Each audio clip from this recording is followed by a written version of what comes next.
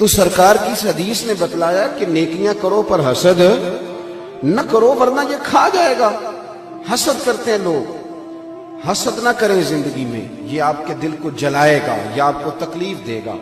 اور اعلیٰ حضرت بریلوی رحمۃ اللہ علیہ کا تو ایک جملہ اس عنوان پر بڑا ہی شاندار ہے۔ میرے اعلیٰ حضرت فرماتے ہیں حسد کرنے والا بندے پر اعتراض نہیں کرتا، وہ تو رب کی تقسیم پر اعتراض کرتا ہے، اللہ کی تقسیم پر اعتراض کرتا ہے کہ اسے کو دیا مجھے دینا چاہیے۔ حسد نہ کریں، رشک کریں، رشک کریں زندگی میں۔ آپ اللہ کے حضور دعا کریں، یا اللہ کیا شان ہے تیری، اس کو دیا ہے، میں بھی تو تیرا بندہ ہوں، مجھے بھی عطا فرما۔ رشک کریں، اور رشک کا سبق دیا نبی پاک علیہ السلام۔ بخاری مسلم میں فرمایا دو لوگوں پر رشک کرو۔ رشک یا رسول اللہ کس پر؟ فرمایا ایک جسے اللہ مال دے، وہ صبح بھی اللہ کے راستے میں خیرات کرے، شام بھی اللہ کے راستے میں خیرات کرے۔ اور دوسرا وہ شخص جسے اللہ علم دے، قرآن کا علم دے، اور وہ صبح بھی لوگوں کو قرآن کا درس دے اور شام بھی لوگوں کو قرآن کا پیغام سنائے۔ رشک کریں، اپنی زندگی میں رشک کریں کہ یا اللہ تیرا کرم ہے نا، وہاں دیا ہے۔ دیکھیں نا حضرت عمر فاروق رضی اللہ تعالیٰ عنہ فرماتے ہیں کہ میں نے ساری زندگی کوشش کی کہ نیکیوں میں ابو بکر سے بڑھ جاؤں، پر مجھے رشک ہے کہ ان کا ہمیشہ پہلا ہی نمبر رہا، ان کا نمبر ہمیشہ رشک کرتے تھے، ہمیشہ رشک فرماتے تھے، اور اس رشک کے ساتھ ذکر کرتے تھے۔ کسی نے آپ سے پوچھا، عارف رومی علیہ رحمہ اس کو لکھتے ہیں، کسی نے پوچھا حضرت عمر سے کہ آپ کہتے ہیں کہ میں آدھا مال، ویسے آدھا مال بھی لے کے آنا بڑا مشکل کام ہے کہ 2.5 زکوٰۃ دینی پڑتی ہے نا رمضان میں، تو 15 مفتیوں سے لوگ فتویٰ پوچھتے ہیں۔ ہاں جی، یہ بھی کہتے ہیں کہ تھوڑے سے میں نے پیسے بھی دینے ہیں، فلانا بھی مسئلہ ہے۔ 15 لوگوں سے مسئلہ، آپ ناراض نہ ہونا، میری چھوٹی سی رائے یہ ہے کہ زیادہ مسئلے پوچھتے اس لیے کہ کوئی گنجائش نکل آئے، ورنہ بات تو ایک ہی ہوتی ہے جو سب بزرگوں نے بتانی ہوتی ہے، پوچھتے رہتے ہیں تفصیلات میں ہو۔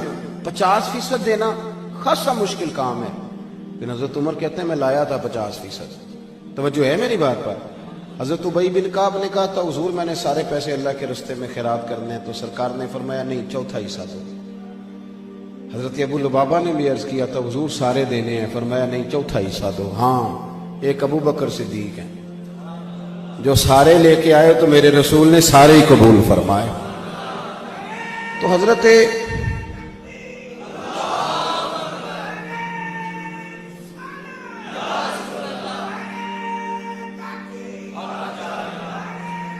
سنیں جی، حضرت عمر فاروق سے لوگوں نے پوچھا کہ حضور آپ آدھا لے کے آئے، تو فرمانے لگے میں تو آدھا لایا تھا، ارادہ تھا کہ آج ابو بکر سے آگے نکلوں گا، پر وہ سارے لے آئے۔ لیکن فرماتے کہ جو سوالات حضور نے پوچھے وہی بڑے قابل رشک تھے، جو سوالات پوچھے وہی قابل رشک تھے۔ اور فرماتے ہیں سوالوں میں بڑا فرق تھا۔ مجھ سے حضور نے پوچھا کیا لے کے آئے ہو، آپ نے غور کرنا ہے میری بات پر، کیا لے کے آئے ہو؟ تو میں نے کہا حضور آدھا لے آیا ہوں۔ مجھ سے پوچھا کیا لے کے آئے ہو، اور ابو بکر صدیق سے پوچھا گھر کیا چھوڑ کے آئے ہو؟ فرماتے ہیں ان سوالوں میں بڑا فرق تھا، اور پھر جواب دینے والے نے بھی جواب دیا حضور کی غلامی میں، تو یہ نہیں کہا حضور سارا لے آیا ہوں، یہ نہیں فرمایا میں کوئی لاوارث تو نہیں نا محبوب، میرا گھر بھرا ہوا ہے، گھر میں اللہ بھی چھوڑ آیا ہوں، اللہ کا رسول بھی چھوڑ آیا۔ رشک والی زندگی گزاریں، رشک والی، اس طرح تو پھر آپ لکیر کے فقیر ہو جائیں گے، پیٹتے رہیں گے فلانا آگے نکل گیا۔ حسد جینے نہیں دیتا، تکلیف میں۔ ہمارے گھروں میں زیادہ جنگ حسد کی ہے۔ وہ جیٹھانی صاحبہ کہتی ہیں کہ دیورانی نیا فریزر لے آئی ہے، گرمیاں بھی آئی نہیں، تو چاہے قرضہ اٹھا یا کسی کو لوٹ معاذ اللہ، لیکن مجھے نیا فریزر۔ یہ جو دوڑ لگی آپ کے ملک میں نا، بڑی غربت ہے، پریشانیاں ہیں، آزمائشیں، لیکن نئے ماڈل کا موبائل شارٹ ہو جاتا ہے مارکیٹ سے، پرانے ماڈل کا مل جاتا ہے، نئے ماڈل کی گاڑی شارٹ ہو جاتی ہے، اور نئی بکنگ کا معاملہ یہ ہوتا ہے کہ جس نے فٹافٹ لینی ہے وہ 2 لاکھ زیادہ دے کے لے لیتا ہے۔ یہ معاملہ کیا، یہ دوڑ لگی ہوئی، کسی طریقے آگے نکل گئی، اور بڑے لوگوں کی دوڑ بھی بڑی بڑی لگ گئی۔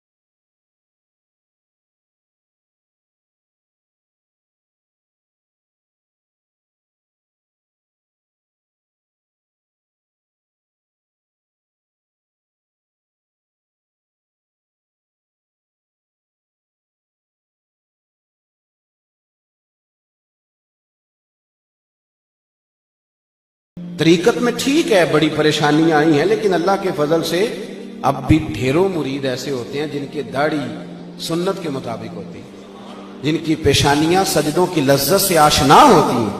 तो वो शेख ऐसा है जो लोगों को जिक्र दुरूद की आदत डाल रहा है, तो ये रंग चढ़ा हुआ है ना।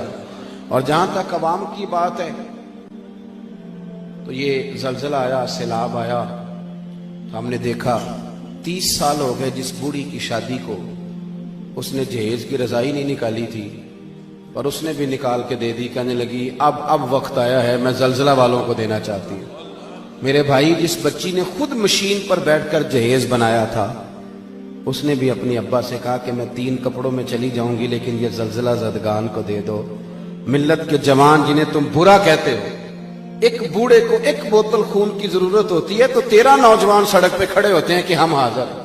और फिर आपको क्या जरूरत है ये कहने की कि ये वतन किसी चोर का, किसी डाकू का है। ये वतन किसी चोर का नहीं, किसी डाकू का नहीं, किसी सियासतदान का नहीं, ये वतन दाता अली अजमेरी का है, ये बाबा फरीदुद्दीन मसूद गंज शकर का है। क्यों आप कच्ची पक्की बातें करते हैं? आप अपनी जुबान पर तारीफ लाएं तो सही, आप बात करें तो सही, मिजाज नहीं। मैं चला गया, ये सुहावे के पास कब्र है शहाबुद्दीन गौरी की, पता है आपको? अल्लाह करे आपको पता चल जाए, आमीन तो कह दें। क्योंकि उनका उर्स नहीं ना होता, उससे ज्यादा नशीन कोई नहीं और गल्ला शल्ला कोई नहीं, इल्ला माशाअल्लाह, वरना बात बड़ी बन जाती, फोटो पे फोटो लगी हुई होती। शहाबुद्दीन गौरी, किसी ने पूछा कहाँ रहते हो, तो कहने लगे घोड़े की पुश्त पे। बहुत बड़े सूफी का नाम ले रहा हूं मैं। और ये आप जाके देखें, ये उनका मजार उसी बंदे ने बनाया जिसने आपको एटमी ताकत भी बनाया है। और वो किताब खोलने की जरूरत नहीं, उनके मजार पे लिखा है कि ये कब्र डॉक्टर अब्दुल कदीर खान ने बनवाई है और बड़ा शानदार मकबरा बनवाया है। और शहाबुद्दीन गौरी की कब्र पे जो सबसे पहला लफ्ज लिखा है वो ये लिखा है कि मंजूर नजर ख्वाजा मोइनुद्दीन चिश्ती अजमेरी, पहला लफ्ज लिखा है। क्योंकि हमारा मिजाज नहीं। और ये भी बात ज़िमनन आ गई कि दरबार उसी बंदे ने बनाया है जो आपको एटमी हथियार भी बना के देते रहे। और डॉक्टर साहब पहले, और मिसाइल का नाम भी गौरी है। मेरी बात की समझ आ रही? लेकिन आखिरी शेर जो लिखा है उनके लोहे मजार पर पढ़ के मैं तो रो पड़ा। वो आखिरी शेर लिखा है, अपने भी जिसको भूल गए थोड़ी देर में, वो मर्दे दरवेश दफन है इस मट्टी के ढेर में। अपने भी जिसको भूल गए थोड़ी। मेरे दोस्तों, ये लोग थे जो इस वतन के, इस धरती के असल वारस थे। एक तो जिंदगी में असद नहीं करें, दूसरा ना, जो जिस मकाम पे है, वैसे भी मैं बयान आप हजरात से कर रहा हूं, बुजुर्गों के साथ नहीं, थोड़ा थोड़ा ना तकब्बुर बढ़ता जा रहा है। हम ना दूसरे का वजूद कबूल करने को तैयार नहीं। इस चीज ने इतनी शिद्दत पैदा की, इतनी शिद्दत।